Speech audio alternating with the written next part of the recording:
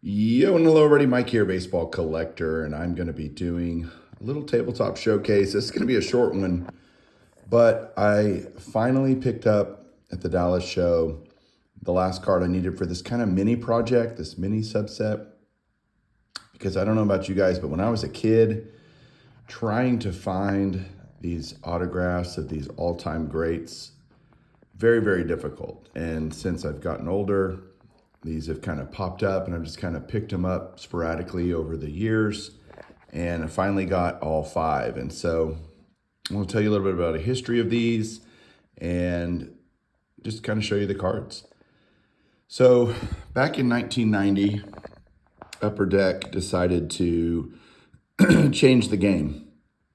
They inserted into packs 2,500 Reggie Jackson autograph cards from their Upper Deck Heroes set. They were always on the checklist card, which is cool because that's just a cool card.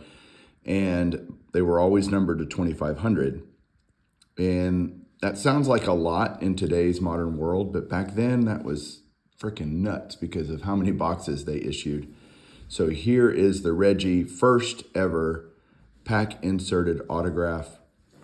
Totally changed the game for sports cards forever. And so got that. Then in 1991, they did two actually that had a first series and a second series. And so they did two different players. You had Nolan Ryan, who was actually still playing at the time, which is the only time in any of these that you have a current player. But I find it fascinating that Nolan was the second guy that they did on this. It's interesting. You'll notice that these are both, or a lot of these are dual graded, at least the first three. And so Nolan is a 6 on the card, 9 on the auto. Reggie's a 6 on the card, 9 on the auto. So just kind of look for that. It's kind of interesting how if the hologram's a little bit off on the back, they hammer these Upper Deck cards at PSA. So does not matter to me, the card grade, but so happy to get this. What you also see a lot of times is the autographs fade over time. So you'll have some of them that are really sharp if they've been stored properly, and then a bunch of them that are faded out of the 2,500. So that is that one. Next is Hank Aaron. He was in the second series of 1991. Hammer and Hank. What a great card that is. Again, 6 card, auto 9. Getting 10 autos on these is really tough. But there's the Hank Aaron. Such a cool card. In 1992, they did 2 more. They did Ted Williams. You can see that that was a national pickup this year, actually in 2023.